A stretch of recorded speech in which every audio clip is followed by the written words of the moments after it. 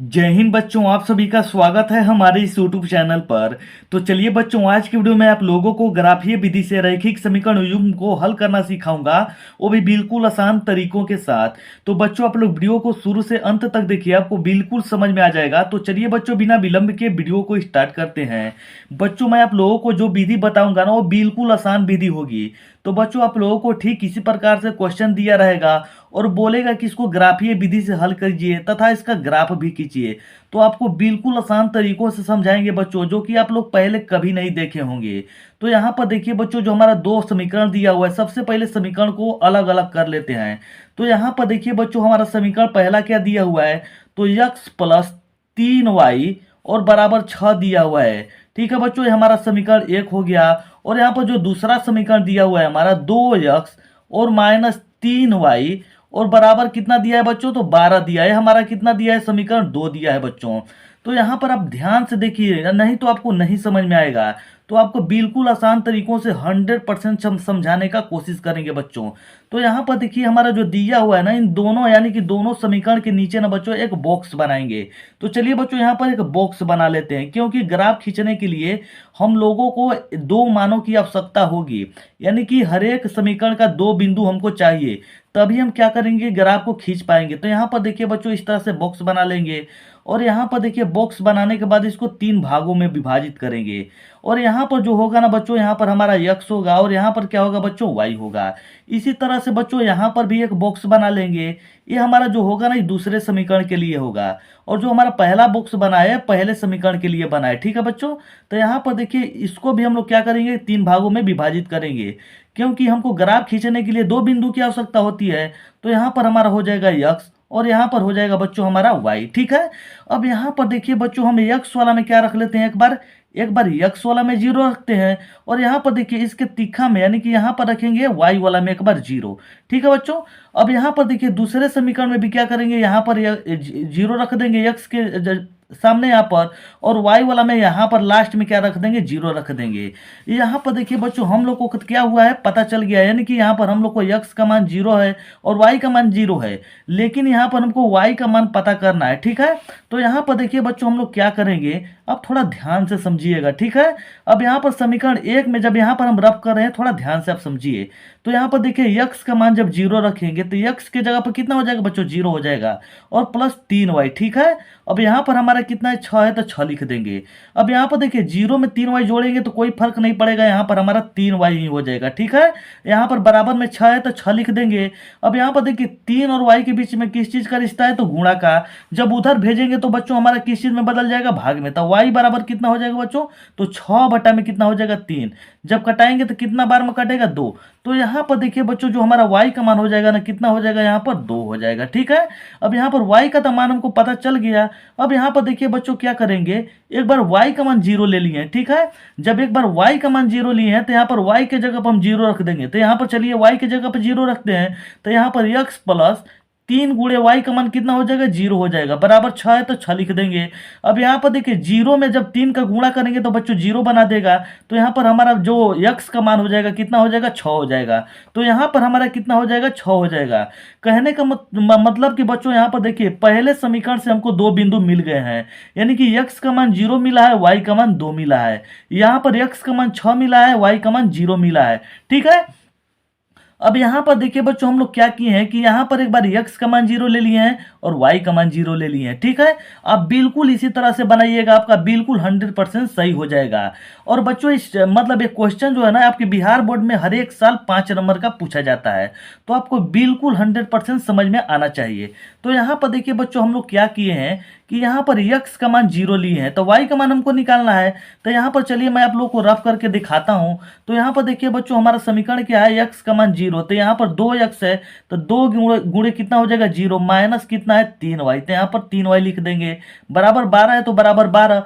यहाँ पर देखिए, 2 में जब 0 का गुणा करेंगे तो 0 ही होगा, तो यहाँ पर 0 हो जाएगा, माइनस 3y। ठीक है बच्चों, अब यहाँ पर हमारा कितना है, 12 है तो 12 लिख देंगे बराबर में। अब यहाँ पर देखिए, -3y बराबर कितना हो जाएंगे बच्चों, तो 12 हो जाएगा। अब यहाँ पर देखिए, -3 और y के बीच में किस चीज का रिश्ता है, तो गुणा का। उधर जब भेजेंगे तो भाग में बदल जाएगा, तो y बराबर कितना हो जाएगा बच्चों, 12/-3। ये नहीं कि यहाँ पर प्लस हो जाएगा, नहीं बच्चों, यहाँ पर भाग में जा रहा है। तो जब कटाएंगे तो कितना होता है, 4×12, यानी कि माइनस यहाँ पर लग जाएगा ये वाला। तो यहाँ पर y का मान जो आ जाएगा बच्चों हमारे कितना आ गया, -4 आ गया। ठीक है, अब यहाँ पर देखिए जब x का मान 0 लिए हैं तो y का मान हमको कितना मिल गया है, -4 मिल गया है। लेकिन जब हम y का मान 0 लेंगे तो यहाँ पर x का मान हमको निकालना पड़ेगा। तो यहाँ पर चलिए मैं आप लोगों को हल करके बताता हूँ। तो यहाँ पर चलिए, यहाँ पर दो हमारा ये हो जाएगा 2x, यहाँ पर -3, और y की जगह कितना रख देंगे बच्चों, तो 0 रख देंगे। यहाँ पर देखिए थोड़ा ध्यान से समझिए, तो 0 हो गया, बराबर कितना है 12, तब 12 यहाँ पर हम रख दिए। ठीक है, अब यहाँ पर चलिए हल करते हैं इसको। यहाँ पर 2x, और यहाँ पर देखिए 3, और जब 0 का गुणा करेंगे तो 0 ही हो जाएगा, कोई फर्क नहीं पड़ेगा, और यहाँ पर हो जाएगा 12। यक्स बराबर, यहाँ पर देखिए बच्चों 2 और x के बीच में गुणा छिपा है, जब उधर जाएगा तो भाग में बदल जाएगा। तो यहाँ पर 12 में कितना हो जाएगा बच्चों, 2 हो जाएगा। कितने बार में कटेगा, 6 बार में। तो यहाँ पर देखिए बच्चों हमारा कितना हो गया, 6 हो जाएगा। तो यहाँ पर देखिए मैं आप लोगों को बिल्कुल आसान तरीकों से बता चुका हूँ बच्चों कि आप लोग सभी मानों को कैसे निकालेंगे। एक बार यहाँ पर देखिए x का मान 0 मान लीजिएगा, एक बार y का मान 0 मान लीजिएगा, उसके बाद सभी मानों में यहाँ पर रख दीजिएगा, उसके बाद आपको 2 बिंदु आराम से निकल जाएंगे। ठीक है बच्चों, तो अब यहाँ पर देखिए बच्चों हम लोग को यहाँ पर मान तो पता हो गया है, लेकिन हम लोग को क्या करना है बच्चों कि इसको ग्राफीय विधि से हल भी करना है, यानी कि इनका ग्राफ भी खींचना है। तो यहाँ पर देखिए बच्चों मैं आप लोगों के सामने एक ग्राफ का कॉपी ले लिया हूँ। इस ग्राफ की कॉपी पर आप लोग क्या कीजिएगा ना बच्चों कि आप लोग ना पेंसिल से बनाइएगा। अगर कलम से बनाइएगा ना तो आपका ग्राफ बिल्कुल काट दिया जाएगा, इसीलिए आप क्या कीजिएगा कि पेंसिल से बनाइएगा। ठीक है, तो चलिए बच्चों मैं आप लोग को बनाता हूँ और समझाता हूँ। तो ग्राफ खींचने के लिए बच्चों आप लोगों को चाहिए एक स्केल, और आप लोग को चाहिए पेंसिल। लेकिन पेंसिल का मैं उपयोग नहीं करूंगा बच्चों, क्योंकि अगर पेंसिल का उपयोग करूंगा मैं ना तो आप लोग को अच्छा से नहीं दिख पाएगा। तो आप लोग अगर अपने परीक्षा में बनाइएगा ना तो पेंसिल से ही बनाइएगा। तो चलिए बच्चों मैं क्या करता हूँ कि पेन, यहाँ पर पेन से ही बना रहा हूँ, आप लोग को समझा रहा हूँ। ठीक है, तो यहाँ पर देखिए बच्चों एक लाइन खींचेंगे, यहाँ पर देखिए एक सीधे लाइन खींच देंगे। ठीक है, यहाँ पर खींच दिए। जब यहाँ पर खींचने के बाद देखिए बच्चों क्या करेंगे कि यहाँ पर एक पट लाइन भी खींचेंगे। तो चलिए यहाँ पर मैं आप लोग को खींच के बिल्कुल आसान तरीकों से बताऊंगा, और आप लोग ध्यान से समझने का कोशिश कीजिएगा। अगर नहीं समझ में आएगा तो आप कमेंट जरूर कीजिएगा कि आपको कहाँ नहीं समझ में आया। ठीक है, तो यहाँ पर देखिए बच्चों मैं आप लोगों के सामने यहाँ पर लाइन खींच लिया हूँ। अब इन सभी लाइनों का यहाँ पर नामकरण करेंगे। जब नामकरण नहीं करेंगे ना तो आपका ग्राफ क्या बनेगा कि गलत बनेगा बच्चों। तो यहाँ पर देखिए जहाँ पर दो हमारी लाइनें कटती है ना, इसको हम लोग बोलते हैं ओरिजिन, यानी कि केंद्र बोलते हैं। यहाँ पर होता है हमारा 0। ठीक है, इसको 0 0 भी बोल सकते हैं हम लोग। यहाँ पर जो होता है बच्चों हमारा ही होता है x अक्ष। ठीक है, तो इस सभी का हम नाम बता दे रहे हैं। पहले इसको बोलते हैं x अक्ष, इसको बोलते हैं बच्चों हम लोग y अक्ष। ठीक है, y अक्ष, और इसको जो बोलते हैं बच्चों हम लोग x डैश अक्ष बोलते हैं। ठीक है, x डैश, और इसको जो बोलते हैं बच्चों यहाँ पर, इसको हम लोग बोलते हैं क्या, इसको बोलेंगे तो यहाँ पर y डैश होता है। ठीक है, अब यहाँ पर देखिए बच्चों हम लोग क्या करेंगे कि यहाँ पर जो हमारा होता है ना x अक्ष पर जो हमारी जो अंक होता है वो प्लस होता है, यानी कि x अक्ष की लाइनें हमारे पॉजिटिव होती हैं और x डैश की जो लाइनें होती हैं नेगेटिव होती हैं। उसी प्रकार से y डैश की जो हमारी लाइनें होती हैं पॉजिटिव, और हमारा y डैश की जो लाइनें होती हैं नेगेटिव होती हैं। तो यहाँ पर देखिए आप लोग को ये समझ में आ चुका होगा। अब हम लोग क्या करेंगे बच्चों कि यहाँ पर इस ग्राफ पर ना इन सभी मानों को रखेंगे जो यहाँ पर हम लोग निकाले हैं। ठीक है, तो यहाँ पर देखिए बच्चों आप लोग के सामने यहाँ पर रख दिए हैं। तो यहाँ पर देखिए सबसे पहले यहाँ पर चलिए बच्चों हम लोग रख लेते हैं पहले समीकरण को। तो यहाँ पर देखिए बच्चों x का मान कितना है तो 0 है, और y का मान कितना है तो 2 है। तो x का मान यहाँ पर सबसे पहले यहाँ पर लाइनों को यहाँ पर लिख लेते हैं। ठीक है बच्चों, तो यहाँ पर देखिए हमारी सबसे बड़ी संख्या क्या है 6 है, और y का मान हमारी कितनी है -4 है, सबसे बड़ी। दोनों में देख लीजिए आप ध्यान से।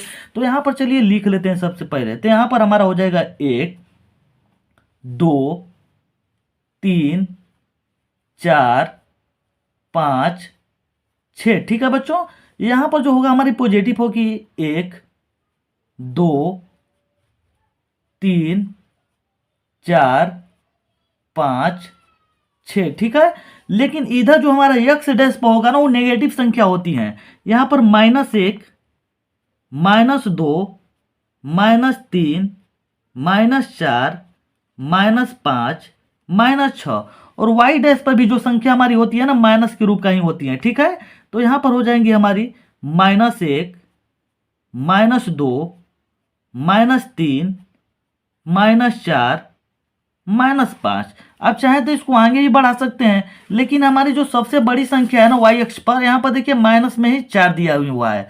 अब क्या करेंगे कि इन सभी मानों को इस ग्राफ पर रख देंगे, हमारा ग्राफ बन के क्या हो जाएगा बच्चों की तैयार हो जाएगा। ठीक है, तो चलिए इन मानों को रखते हैं हम लोग। यहाँ पर सबसे पहले देख लीजिए पहले समीकरण में हमारा क्या दिया हुआ है। तो पहले समीकरण में यहाँ पर दिया हुआ है x का मान 0, y का मान 2। तो यहाँ पर देखिए बच्चों x का मान 0 था, तो 0 हमारा यहीं पर होगा ना, और y का मान 2 दिया था, पॉजिटिव में दिया है यानी कि प्लस दिया, माइनस नहीं लगा है, तो प्लस हमारा किधर जाएंगे बच्चों, तो यहाँ पर जाएंगे। ठीक है, तो यहाँ पर जाएगा, तो यहाँ पर ऐसे क्या करेंगे कि गोला बना देंगे। सबसे पहले x का मान लिखेंगे, उसके बाद y का मान।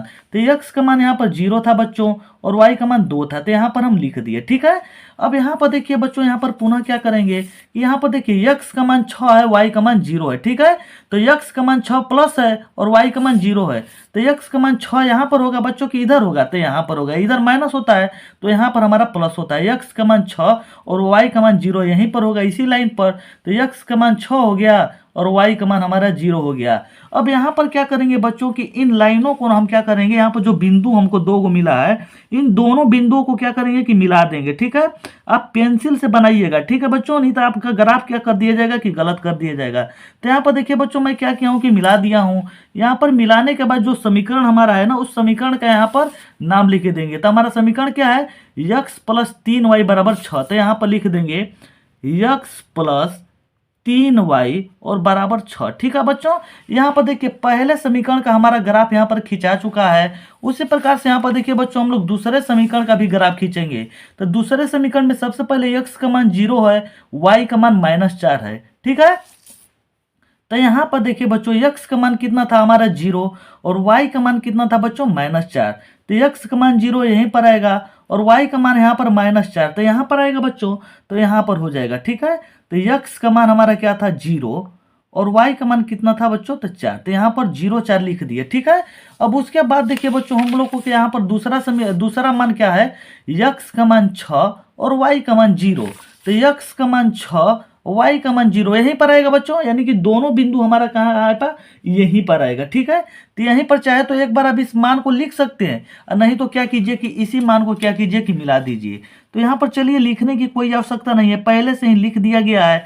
तो इन देखिए बच्चों यहाँ पर क्या करेंगे कि यहाँ पर हमने मिला दिया। ठीक है, अब यहाँ पर जब मिलाने के बाद यहाँ पर जो हमारा दूसरा समीकरण है, दूसरा समीकरण हमारा क्या है, तो 2x और माइनस क्या है 3y बराबर कितना है बच्चों, तो 12। यही हमारा बनकर तैयार हो चुका है। अब चाहे ना बच्चों तो इन बिंदुओं का हम लोग नामकरण भी कर सकते हैं। यहाँ पर देखिए ए वाला बिंदु को हम लोग ए मान लेते हैं, इसको बी मान लेते हैं, इसको सी मान लेते हैं। ठीक है बच्चों, और यहाँ पर देखिए बच्चों हम लोग एक खाना बराबर कितना मान है, एक इकाई। ठीक है बच्चों, तो आप लोग अगर इसी तरह से अपने एग्जाम में ग्राफ को बनाएंगे ना, तो आपका बिल्कुल 100% सही होगा। तो चलिए बच्चों, आशा करते हैं कि आप लोगों को ग्राफीय विधि से रैखिक समीकरण युग्म को हल करना समझ में आ गया होगा। यदि बच्चों आप लोगों को यह वीडियो अच्छी लगी हो तो वीडियो को लाइक कीजिएगा, चैनल को सब्सक्राइब जरूर कीजिएगा और इस वीडियो को अपने दोस्तों के साथ शेयर जरूर कीजिएगा। और इस क्वेश्चन में आप लोगों को क्या नहीं समझ में आया है वो कमेंट सेक्शन में अपना राय जरूर दीजिएगा। तो चलिए बच्चों, मिलते हैं कि नेक्स्ट वीडियो में, तब तक के लिए जय हिंद।